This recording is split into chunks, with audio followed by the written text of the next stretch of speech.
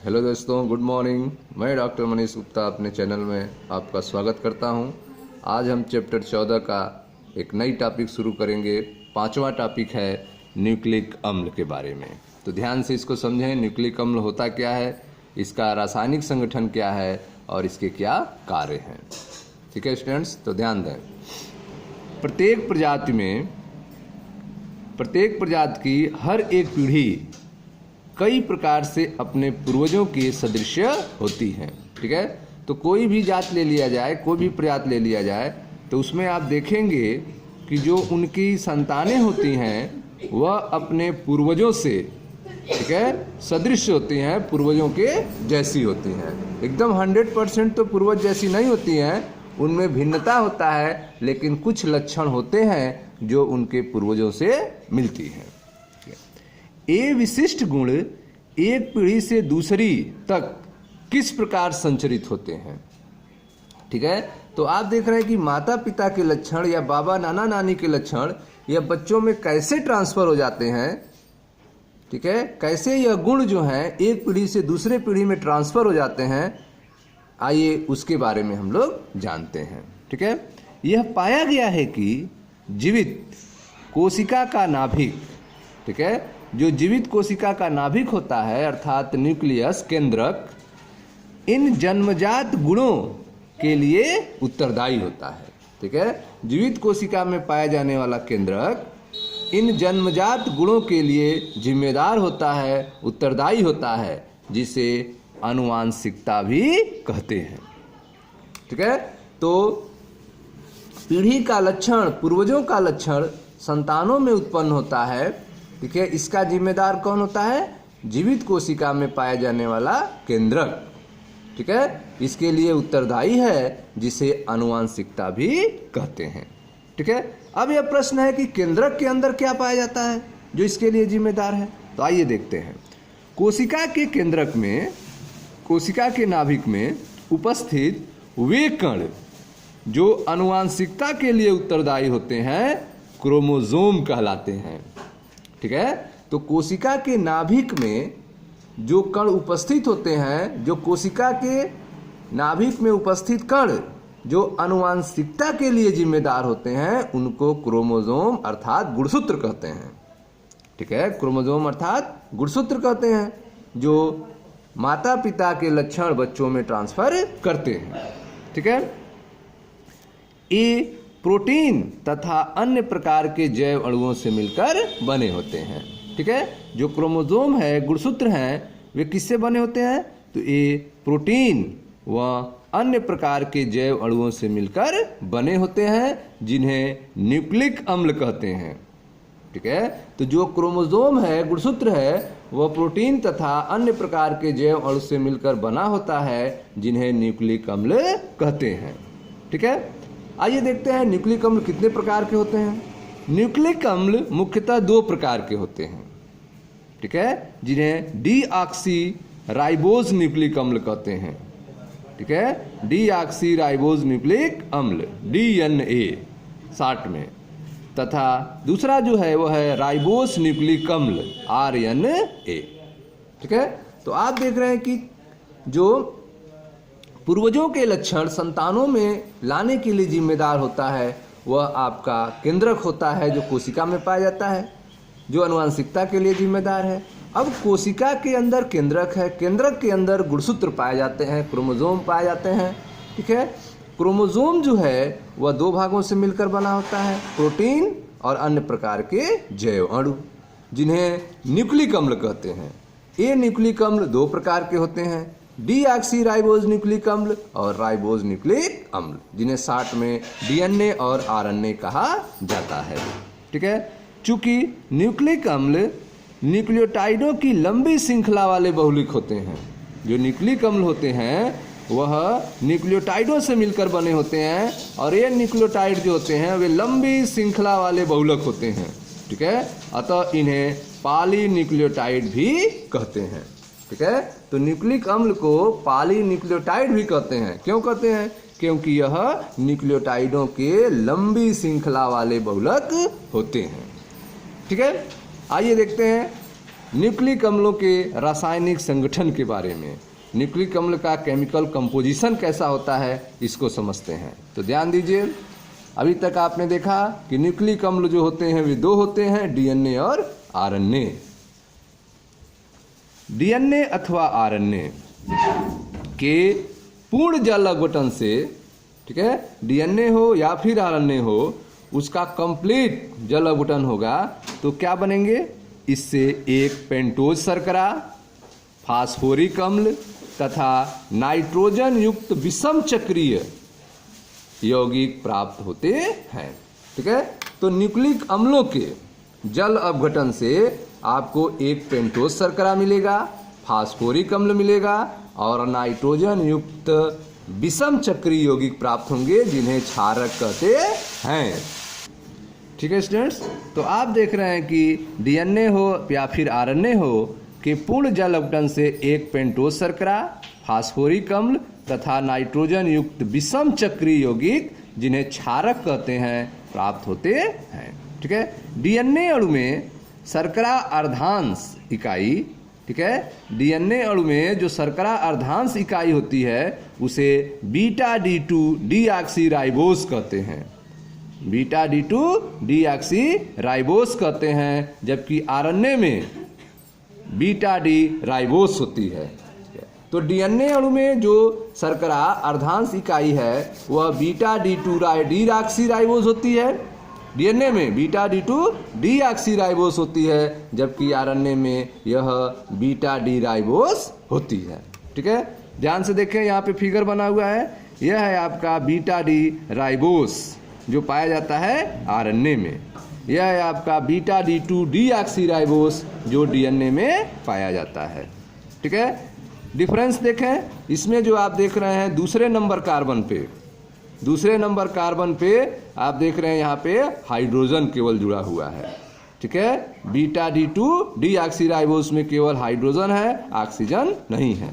ठीक है, जबकि यहाँ बीटा डी राइबोस में देखें दूसरे नंबर वाले कार्बन पे ऑक्सीजन भी है और हाइड्रोजन भी है, अर्थात दूसरे नंबर कार्बन पे OH है, जबकि बीटा D2 डीऑक्सीराइबोस में केवल H होता है। तो बीटा D2 डीऑक्सीराइबोस किस में पाया जाता है, डीएनए में पाया जाता है, जिसमें एक ऑक्सीजन कम होता है, इसीलिए इसको डीऑक्सी कह रहे हैं। जबकि बीटा डी राइबोस जो है आरएनए में पाया जाता है और इसमें दूसरे नंबर कार्बन पे OH होता है। बाकी स्ट्रक्चर आप देखें, ठीक है, वह सेम आप देख रहे हैं। अब आइए आगे देखते हैं।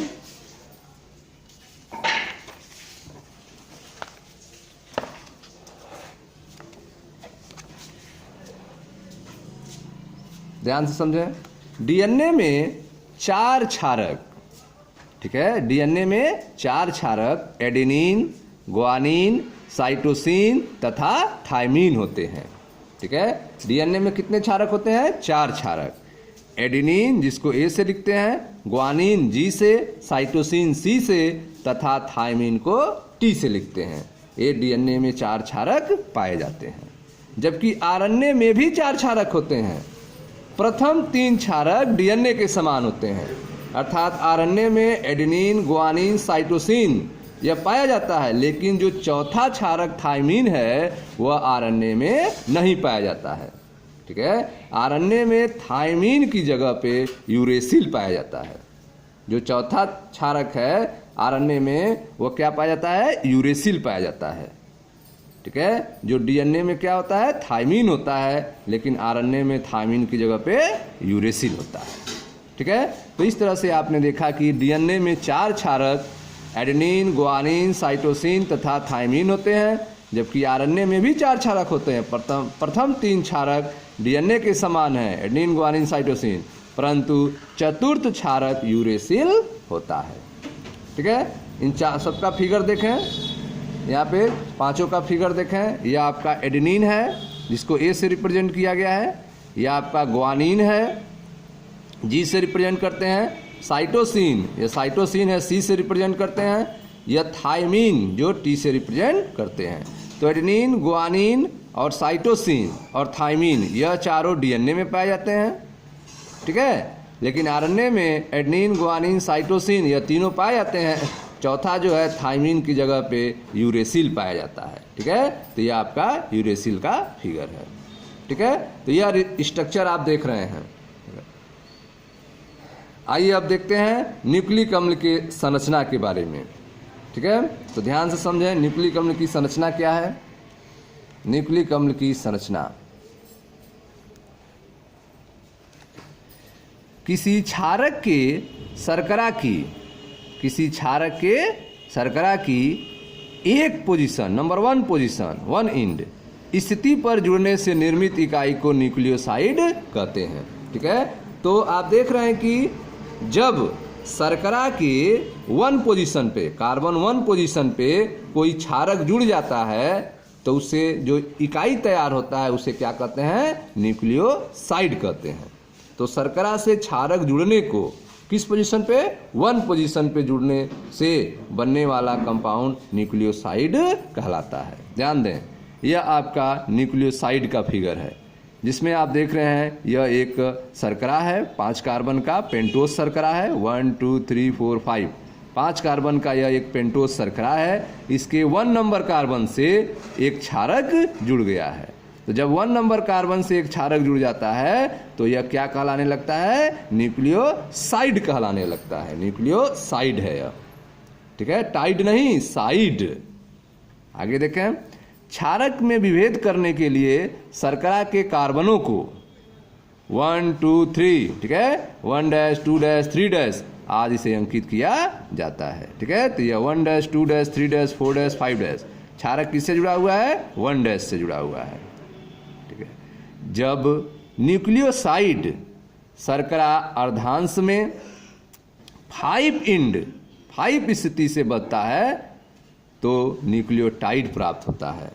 ठीक है, तो आप देख रहे हैं कि यह जो न्यूक्लियोसाइड है वह शर्करा अर्धांश से किससे जुड़ता है, न्यूक्लियोसाइड शर्करा अर्धांश में 5 स्थिति से बनता है तो न्यूक्लियोटाइड प्राप्त होता है।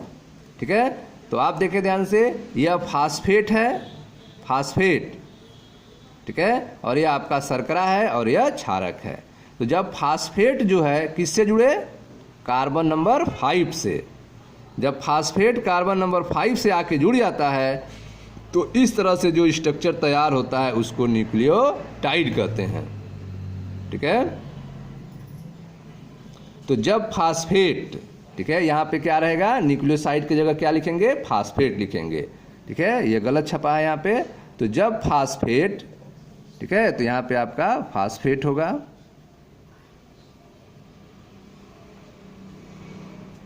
यह फास्फेट, जब फास्फेट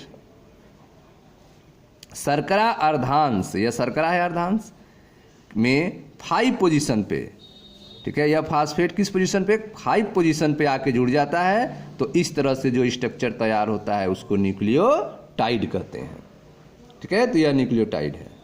न्यूक्लियोसाइड कब होगा, जब शर्करा से, किस शर्करा से, पेंटोज शर्करा से, जब पेंटोज शर्करा से कार्बन 1 पोजीशन पे क्षारक जुड़ जाता है तो इससे न्यूक्लियोसाइड बनता है। ठीक है, और जब इस न्यूक्लियोसाइड के कार्बन नंबर 5 से फास्फेट आके जुड़ जाता है तो इसे क्या कहते हैं, न्यूक्लियोटाइड कहते हैं। ठीक है, तो न्यूक्लियोटाइड में कितने हिस्से होते हैं, 3 हिस्से होते हैं। एक क्षारक है, एक पेंटोज शर्करा है और एक फास्फेट है। ठीक है, तो इस तरह से आपका न्यूक्लियोटाइड बन जाएगा। आगे देखें, न्यूक्लियोटाइड आपस में, ठीक है, जब न्यूक्लियोटाइड आपस में जुड़ने लगे, न्यूक्लियोटाइड आपस में फास्फोडाइएस्टर बंधन द्वारा संयुक्त होते हैं। न्यूक्लियोटाइड आपस में जुड़ते हैं किस बंध द्वारा, फास्फोडाइएस्टर बंध द्वारा आपस में संयुक्त होते हैं। तो जो पेंटोज शर्करा के 5 एंड तथा 3 एंड कार्बनों के मध्य स्थित होते हैं। तो जो आप देख रहे हैं न्यूक्लियोटाइड बने हैं, ये न्यूक्लियोटाइड आपस में फास्फोडाइएस्टर बंध द्वारा संयुक्त होते हैं। और वह फास्फोडाइएस्टर बंध किसमें बनता है, जो पेंटोज शर्करा के 5 एंड और 3 एंड वाले कार्बन के मध्य बनता है। ठीक है, तो ध्यान से देखें, यह आपका है न्यूक्लियोटाइड के 2 अणु। ठीक है। ये न्यूक्लियोटाइड के 2 अणु आप देख रहे हैं, ठीक है। ये आपका पेंटोस शर्करा है, क्षारक जुड़ा हुआ है, फास्फेट जुड़ा हुआ है, तो ये आपका न्यूक्लियोटाइड हुआ। यह न्यूक्लियोटाइड का पहला अणु है, यह न्यूक्लियोटाइड का दूसरा अणु है, ठीक है। यह आपस में जुड़ेंगे, शर्करा के 5 और 3 कार्बन के मध्य स्थित बंध बनेगा, ठीक है। तो किस बंध से जुड़ेंगे? फास्फोडाइएस्टर बंध इसको कहेंगे, ठीक है। ध्यान दें, यह आपस में दोनों न्यूक्लियोटाइड जुड़ गए हैं, जिससे डाई न्यूक्लियोटाइड बन गया है, और यह 5 इंड से और 3 इंड से जुड़े हैं। किससे जुड़े हैं? 5 इंड से। यह शर्करा है, ठीक है। इस शर्करा का 5 इंड वाला कार्बन है, श्रृंखला का 5 सिरा इससे जो है जुड़ गया है, और यह श्रृंखला का जो है कार्बन का 3 सिरा है, जिससे यह जुड़ गया है, ठीक है। तो इस तरह से आप देख रहे हैं कि न्यूक्लियोटाइड आपस में फास्फोडाइएस्टर बंध द्वारा जुड़ते हैं, जो पेंटोस शर्करा के 5 तथा 3 कार्बन के मध्य स्थित होता है। यह 5 हिस्सा है, श्रृंखला का 5 सिरा है, और यह श्रृंखला का 3 सिरा है, जिससे यह आपस में दोनों न्यूक्लियोटाइड जुड़ चुके हैं। इस तरह से डाई न्यूक्लियोटाइड बन गया है। ध्यान दें, 5 सिरा और 3 सिरा, ठीक है। इस तरह से दोनों न्यूक्लियोटाइड आपस में 5 सिरे और 3 सिरे से यह जुड़ चुके हैं। यह श्रृंखला का 3 सिरा, श्रृंखला का 3 सिरा, और यह श्रृंखला का 5 सिरा है, जो आपस में जुड़े हैं, और इस तरह से डाई न्यूक्लियोटाइड बन जाता है। अब बंध को क्या कहते हैं? बंध को कहते हैं फास्फोडाइएस्टर बंध कहते हैं, ठीक है। आगे देखें,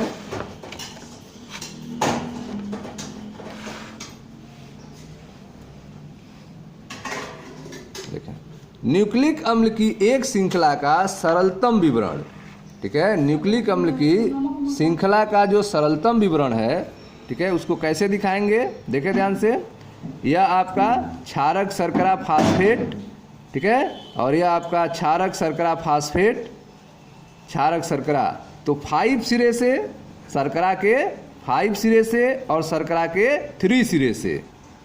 शर्करा के 5 सिरे से फास्फेट जुड़ जाता है, और शर्करा के 3 सिरे से फास्फेट जुड़ जाता है, और इस तरह से जुड़ता चला जाता है। n अणु, कितने अणु? इस तरह से n अणु आपस में जुड़ जाएंगे, ठीक है, और पॉली न्यूक्लियोटाइड बनेगा, ठीक है। जब 2 अणु केवल जुड़ेंगे तो डाई न्यूक्लियोटाइड बनेगा, लेकिन जब शर्करा के 5 कार्बन और 3 नंबर कार्बन से फास्फेट जुड़ते चले जाएंगे और n अणु तक जुड़ जाएंगे, तो इससे आपका पॉलीन्यूक्लियोटाइड तैयार होगा।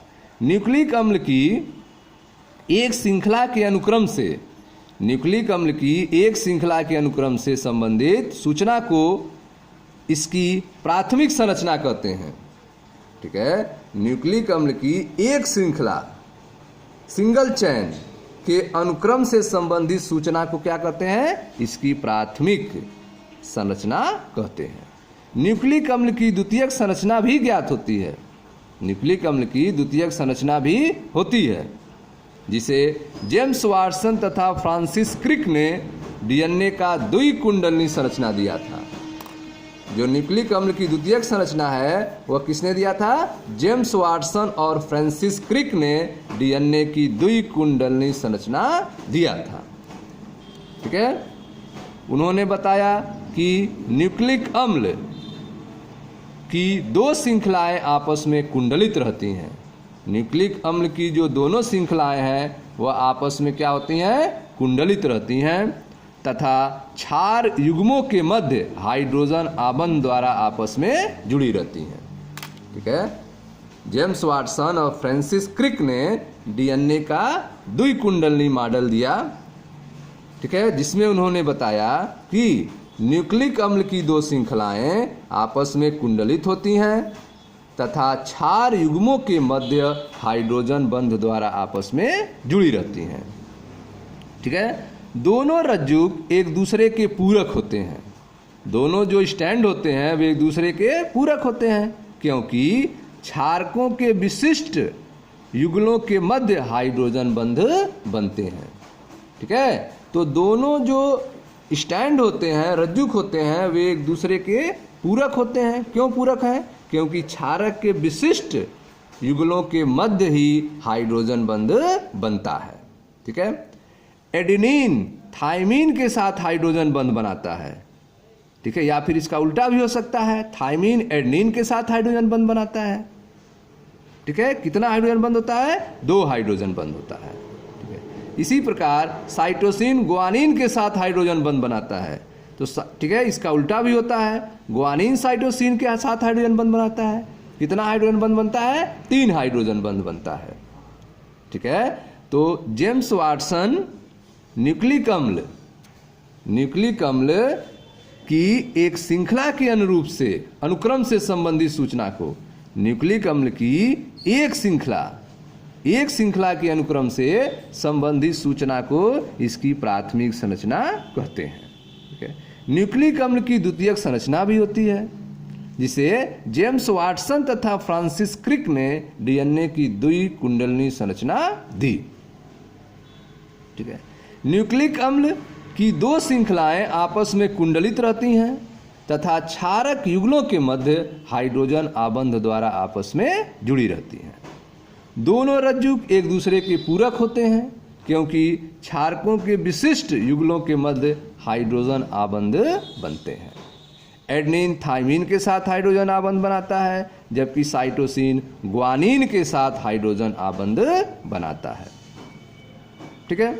देखें स्ट्रक्चर, यह आपका वाटसन और क्रिक के द्वारा दिया गया डीएनए का द्विकुंडलिनी मॉडल है, ठीक है, जिसमें आप देख रहे हैं कि डीएनए के दोनों कुंडलिनी आपस में लिपटे हुए हैं, ठीक है। जैसे रस्सी आपस में लिपटे रहते हैं, रस्सी के 2 धागे लिपटे रहते हैं, ठीक है। जैसे मान लीजिए आप देखते हैं घरों में चढ़ने के लिए सीढ़ी का यूज किया जाता है, जिसमें 2 डंडे होते हैं और आपस में चढ़ने वाले पावदान बने रहते हैं। तो उसी सीढ़ी को अगर मोड़ दिया जाए, ठीक है, लपेट दिया जाए, मोड़ दिया जाए, तो उस तरह का इस तरह से मुड़ा हुआ स्ट्रक्चर बन जाएगा, ठीक है, जो एक हम कंपेयर कर सकते हैं। तो आप देख रहे हैं इस स्ट्रक्चर में 2 धागे हैं, 5 और 3, दूसरा सिरा इसका क्या है? 3 है, और एक है आपका 3 to 5, ठीक है। एक है 5 to 3, दूसरा है 3 to 5, ठीक है। यह आपस में हाइड्रोजन बंध द्वारा जुड़े हैं। गुआनिन साइटोसिन से 3 हाइड्रोजन बंध बनाया है, इसका उल्टा भी हो सकता है, साइटोसिन गुआनिन से 3 हाइड्रोजन बंध बनाया हुआ है, ठीक है। एडेनिन थायमीन से 2 हाइड्रोजन बंध बनाता है, उल्टा भी हो सकता है, थायमीन एडेनिन से भी 2 हाइड्रोजन बंध बना सकता है, ठीक है। तो इस तरह से आप देख रहे हैं हाइड्रोजन बंध जो है क्षारों के बीच में बना रहता है और इसको मजबूती मिलती है, ठीक है। एक मोड़ से दूसरे मोड़ तक में 10 क्षार जो है प्रयुक्त होते हैं, ठीक है, और इसकी दूरी जो है 34 एंगस्ट्रॉम होती है। एक क्षार से दूसरे क्षार की, ठीक है, एक मोड़ से दूसरे मोड़ की दूरी 34 एंगस्ट्रॉम होती है, ठीक है। तो ये आप देख रहे हैं इस तरह का स्ट्रक्चर जो है किसने दिया था? वाटसन और क्रिक ने दिया था। आगे देखें ध्यान से आरएनए का स्ट्रक्चर के बारे में। आरएनए के बारे में उन्होंने क्या कहा? आरएनए की द्वितीयक संरचना में कुंडली केवल एक रज्जु की बनी होती है। आरएनए की द्वितीयक संरचना में कुंडली कितने रज्जु की बनी होती है? सिंगल स्टैंड की बनी होती है, ठीक है, केवल एक रज्जु की बनी होती है, जो कभी कभी आरएनए में उपस्थित एक रज्जु के स्वयं को मोड़ने से बनती है, ठीक है। तो आप देख रहे हैं कि आरएनए की जो द्वितीयक संरचना है उसमें कुंडली केवल एक रज्जु की बनी होती है, जो कभी कभी आरएनए में उपस्थित एक रज्जु के स्वयं को मोड़ने से बनती है, ठीक है। आरएनए अणु 3 प्रकार के होते हैं तथा ये विभिन्न क्रियाओं संपादित करते हैं। तो आरएनए अणु जो होते हैं वे 3 प्रकार के होते हैं तथा वे अलग अलग क्रिया को संपादित करते हैं, ठीक है। इनके नाम हैं संदेशवाहक आरएनए, जिसको यम आरएनए कहते हैं, messenger RNA, ribosomal RNA, rRNA, और अंतरण आरएनए, ट्रांसफर आरएनए, टीआरएनए, ठीक है। तो आपने देखा कि जेम्स वाटसन और क्रिक ने डीएनए की द्विकुंडलिनी संरचना दी, जिसमें उन्होंने बताया कि न्यूक्लिक अम्ल की 2 श्रृंखलाएं आपस में कुंडलित रहती हैं तथा क्षारक युगलों के मध्य हाइड्रोजन आबंध द्वारा जुड़ी रहती हैं, ठीक है। दोनों रज्जु एक दूसरे के पूरक होते हैं। क्यों? क्योंकि क्षारकों के विशिष्ट युगल के मध्य हाइड्रोजन आबंध बनते हैं। एडेनिन थाइमिन के साथ हाइड्रोजन बंध बनाता है, जबकि साइटोसिन ग्वानिन के साथ हाइड्रोजन बंध बनाता है। ठीक है, आरएनए में क्या होता है? आरएनए की द्वितीयक संरचना में कुंडली केवल एक रज्जु की बनी होती है। ठीक है, जो कभी कभी आरएनए में उपस्थित एक रज्जु के स्वयं को मुड़ने से बनती है। आरएनए अणु 3 प्रकार के होते हैं। ठीक है, ये भिन्न क्रियाओं को संपादित करते हैं, जिनके नाम है आपके संदेशवाहक आरएनए, राइबोसोमल आरएनए और अंतरण आरएनए। ठीक है, तो यह था आपके न्यूक्लिक अम्ल की संरचना के बारे में। ठीक है, अब आइए देखते हैं न्यूक्लिक अम्ल के जैविक कार्य क्या है। न्यूक्लिक अम्ल के जैविक कार्य, तो ध्यान से समझें, इनका क्या वर्क होता है डीएनए का, आरएनए का, ध्यान समझें। डीएनए आनुवांशिकता का रासायनिक आधार है। डीएनए जो है वो आनुवांशिकता का क्या है? रासायनिक आधार है, तथा इसे आनुवांशिक सूचनाओं के संग्राहक की तरह जाना जाता है। डीएनए जो है वह आनुवांशिक सूचनाओं को स्टोर करने का काम करता है और ट्रांसफर करने का काम करता है एक पीढ़ी से दूसरी पीढ़ी में। तो डीएनए जो है आनुवांशिकता का रासायनिक आधार है तथा इसे आनुवांशिक सूचनाओं के संग्राहक की तरह जाना जाता है। ठीक है, डीएनए लाखों वर्षों से किसी जीव की विभिन्न प्रजातियों की पहचान बनाए रखने के लिए विशिष्ट रूप से जिम्मेदार है। ठीक है, डीएनए जो है वह लाखों वर्षों से किसी जीव की विभिन्न प्रजातियों की पहचान बनाए रखने के लिए, आइडेंटिटी बनाए रखने के लिए विशिष्ट रूप से जिम्मेदार होता है। ठीक है, कोशिका विभाजन के समय एक डीएनए अणु स्व प्रतिकरण सेल्फ रेप्लिकेशन में सक्षम होता है। ठीक है, तो कोशिका विभाजन के समय जो डीएनए अणु होता है वह सेल्फ रेप्लिकेशन में सक्षम होता है, वह अपने जैसा बना सकता है। ठीक है, बनाता है। कोशिका विभाजन के समय एक डीएनए अणु स्व प्रतिकरण सेल्फ रेप्लिकेशन में सक्षम होता है तथा पुत्री कोशिका में समान डीएनए रज्जु का अंतरण होता है। ठीक है, तो जो डॉटर सेल बनते हैं उनमें सेम डीएनए अणु जो है ट्रांसफर होते हैं, क्योंकि डीएनए जो अणु जो है वह सेल्फ रेप्लिकेशन के द्वारा अपने जैसा तैयार कर लेता है और डॉटर सेल में उसको ट्रांसफर कर देता है। ठीक है, एक डीएनए से 2 डीएनए बन जाते हैं। तो आप देख रहे हैं कि डीएनए आनुवांशिकता का रासायनिक आधार है तथा इसे आनुवांशिक सूचनाओं के संग्राहक के रूप में जाना जाता है। डीएनए लाखों वर्षों से किसी जीव की विभिन्न प्रजातियों की पहचान बनाए रखने के लिए विशिष्ट रूप से जिम्मेदार है। कोशिका विभाजन के समय एक डीएनए अणु सेल्फ रेप्लिकेशन स्व प्रतिकरण में सक्षम होता है तथा पुत्री कोशिका में समान डीएनए रज्जु का ट्रांसफर करता है, अंतरण होता है। ठीक है, न्यूक्लिक अम्ल का दूसरा महत्वपूर्ण कार्य है कोशिका में प्रोटीन का संश्लेषण।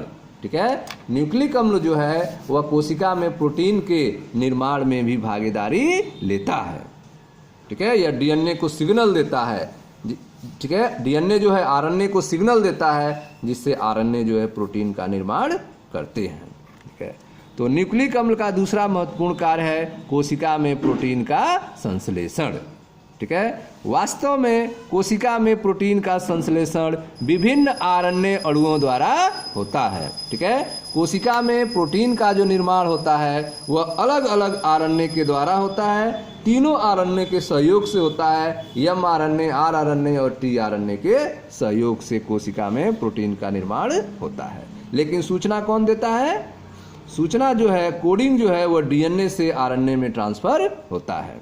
ठीक है, तो न्यूक्लिक अम्ल का दूसरा महत्वपूर्ण कार्य कोशिका में प्रोटीन का संश्लेषण है। वास्तव में कोशिका में प्रोटीन संश्लेषण विभिन्न आरएनए अणुओं द्वारा होता है, परंतु किसी विशेष प्रोटीन के संश्लेषण का संदेश डीएनए में उपस्थित होता है। ठीक है, जो भी कोडिंग होते हैं वे सब डीएनए में उपस्थित होते हैं। ठीक है स्टूडेंट्स, तो यह था आपका ठीक है न्यूक्लिक अम्ल के बारे में, न्यूक्लिक अम्ल के रासायनिक संगठन के बारे में, न्यूक्लिक अम्ल के संरचना के बारे में और लास्ट में न्यूक्लिक अम्ल के जैविक कार्य के बारे में। ठीक है, थैंक यू स्टूडेंट्स। वीडियो को लाइक करें, शेयर करें, चैनल को सब्सक्राइब करें। धन्यवाद।